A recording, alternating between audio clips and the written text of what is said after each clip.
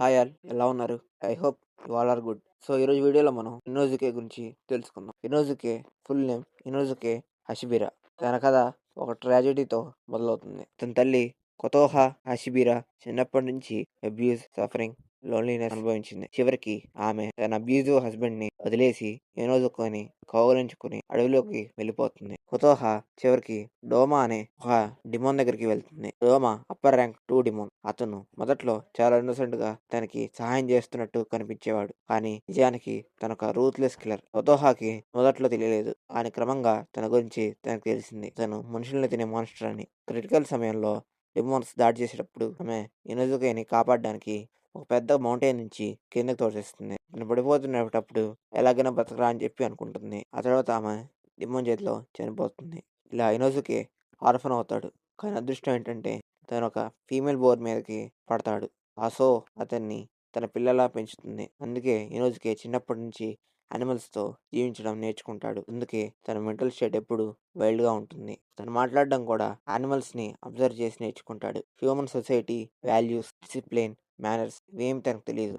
అతని బిహేవియర్ రా, aggressive, యానిమలిస్టిక్గా develop అయింది. ఇలా చిన్న వయసులోనే ఇనోజుకే సర్వైవల్లో మాస్టర్ అయ్యాడు. ఫుడ్ కోసం హంట్ చేయడం, ప్రెడేటర్స్తో ఫైట్ చేయడం, దాడుల నుంచి తప్పించుకోవడం తన డైలీ లైఫ్. బాడీ న్యాచురల్గా చాలా స్ట్రాంగ్గా డెవలప్ అయింది. అతని senses sharp, smell, touch, reflexes అన్నీ ఎక్స్ట్రాడినరీగా ఉంటాయి. తన తలపై ఎప్పుడు బోర్ హెడ్ మాస్క్ పెట్టుకుని ఉంటాడు.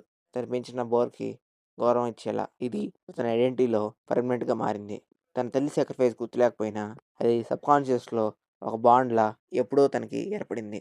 అతని వైల్డ్నెస్ వెనుక ఒక డీప్ ట్రాజడీ ఉంది. తన తల్లి ప్రేమ, తన తల్లి త్యాగం, అలా ఎనోజుకే పాస్ట్ ట్రాజడీ అండ్ లోన్లీనెస్తో నిండింది. అదే ట్రాజడీ అతన్ని ఒక అన్స్టాపబుల్ వారియర్గా తయారు చేస్తుంది. మీరు అడగచ్చు ఇనోజుకే డిమోన్ స్లేయర్ కార్ప్స్ ఎలా జాయిన్ అయ్యాడని. తను జాయిన్ అయిన విధానం కూడా చాలా అన్యూజువల్. అతను ర్యాండమ్గా ఒక డిమోన్ స్లేయర్ నుంచి ఫైనల్ సెలక్షన్ గురించి విని ఆ ఈవెంట్కి వెళ్ళాడు. చిన్నప్పటి నుంచి అడవిలో పడడం వల్ల అండ్ అక్కడున్న మాన్స్టర్స్తో రోజు సర్వైవ్ అవ్వడం వల్ల తన స్కిల్స్తో ఫైనల్ సెలక్షన్లో స్ట్రెంగ్త్తో సులభంగా ఓడిస్తాడు. అలా అతను డిమోన్ స్లేయర్ కార్ప్స్లో జాయిన్ అవుతాడు.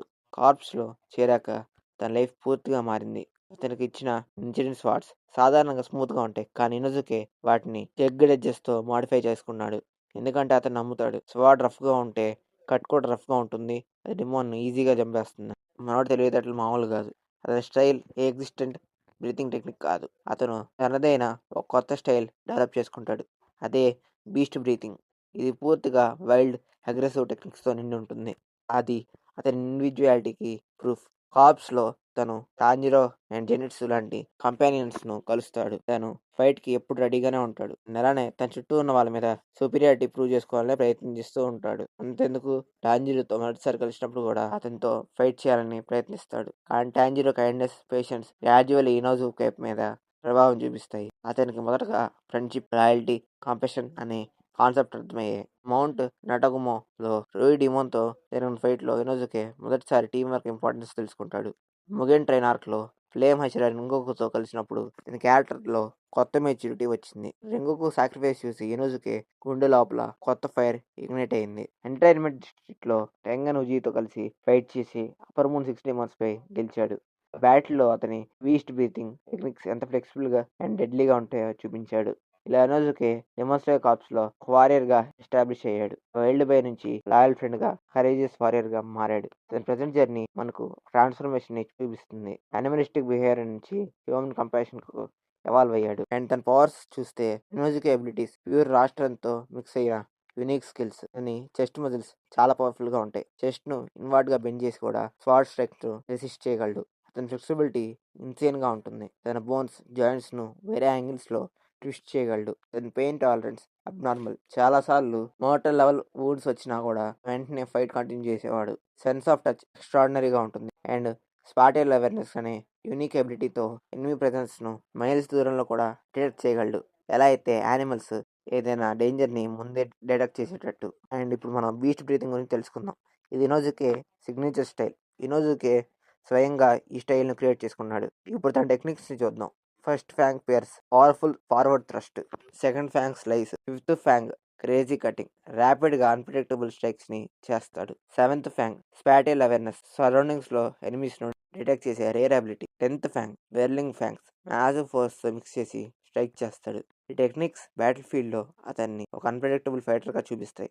తన డ్యూరబిలిటీ ఎంత పవర్ఫుల్ అంటే ఎంటర్టైన్మెంట్ డిస్ట్రిక్ట్ ఆర్క్లో అప్పర్ మూన్ పాయిజన్తో స్టాబ్ అయినా కానీ సర్వైవ్ అయ్యాడు. అతని ఇంటర్నల్ ఆర్గాన్ స్ట్రక్చర్ అన్యూజువల్గా ఉంటాయి అండ్ దానివల్ల ఫ్యాట్ లోన్స్ నుంచి కూడా సర్వైవ్ అవుతాడు. అలాగే ఇనోజుకేకి ఫియర్ అనేది ఉండదు. ఎంత పవర్ఫుల్ డెమోన్ అయినా అప్పర్ మూన్ అయినా అతని మీద కూడా వేయడు. ఫియర్లెస్నెస్ బ్యాటిల్ ఫీల్డ్ లో అతనికి ఒక ఎక్స్ట్రా అడ్వాంటేజ్ ని ఇస్తుంది. అన్నిటికంటే అతని వైల్డ్ డిటర్మినేషన్ అతన్ని ముందుంచుతుంది. తన మనసులో ఉండేది ఒకటే, నేను పడిపోతే మళ్ళీ లేస్తాను, నేను ఓడిపోతే మళ్ళీ ఫైట్ చేస్తాను. ఇనోజుకే గ్రోత్ ఫ్యూచర్ లో చాలా రిమార్కబుల్. మొదట్లో అతను out cider, human society values తెలియని arrogance తో నిన్న వైల్డ్ పర్సన్. కానీ డిమోన్స్టర్ కార్ప్స్ లో journey, friends influence, battle lessons అతన్ని కంప్లీట్ గా మార్చాయి. తన మదర్ గురించి నేను తెలుసుకున్నప్పుడు అతని క్యారెక్టర్ లో మరింత డెప్త్ వస్తుంది.